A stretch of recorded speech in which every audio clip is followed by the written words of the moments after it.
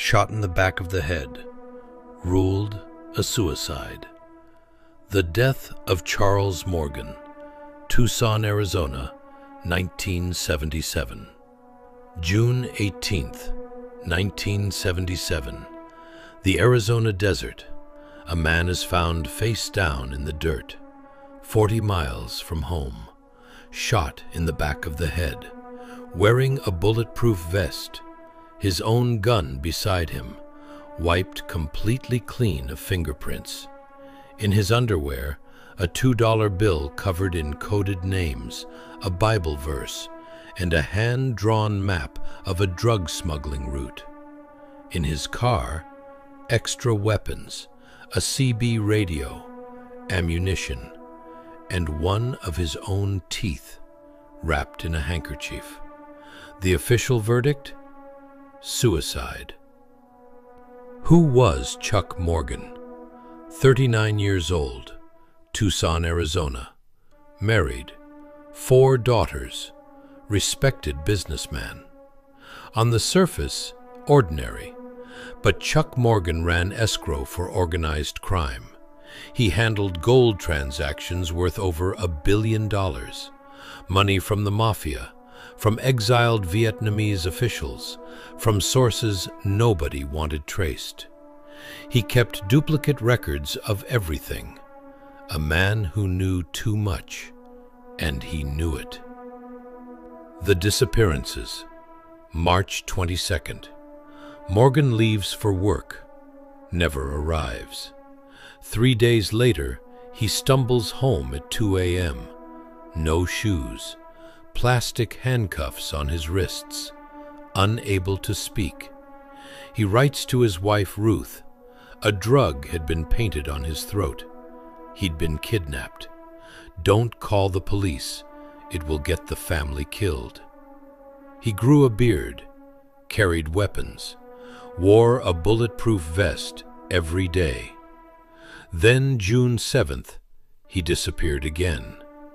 Days later, Ruth's phone rang. A woman, one name only, Green Eyes.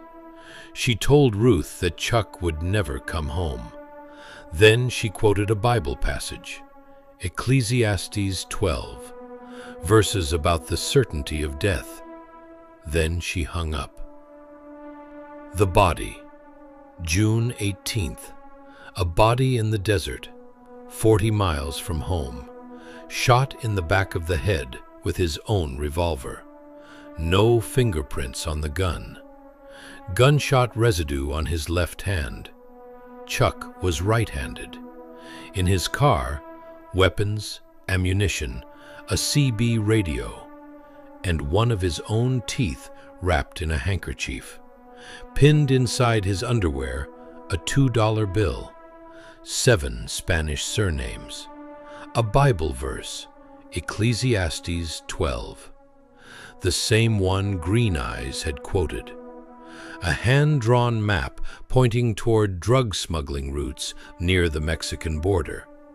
The scene looked less like a suicide and more like a message. The sheriff ruled it a suicide. The medical examiner listed it as unsolved. Chuck Morgan's family never accepted it. Theories. 3 theories. 1. The Mafia. Morgan kept records of every illegal transaction. Organized crime put out a contract on his life. He tried to buy his way out in the desert, meeting the hitman with a briefcase of cash. The hitman took the money and pulled the trigger anyway. 2. The government. His own daughter said it. My father had information about politicians still in office today. They wanted him silenced. The coded bill, the staged scene, a warning to anyone else who might talk. 3. Green Eyes. Who was she? How did she know he was dead before the body was found? She called the sheriff 2 days later. Was never identified, never found. And 3 months after the case aired on television, a man named Doug Johnston was shot dead outside his Phoenix office. He worked across the street from the journalist investigating Chuck's death. He drove an almost identical car. Coincidence?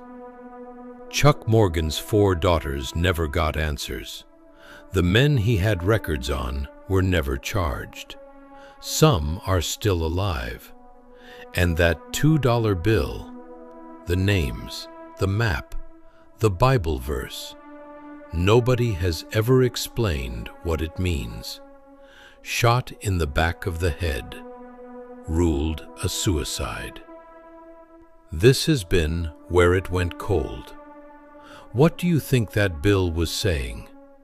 Drop your theory below.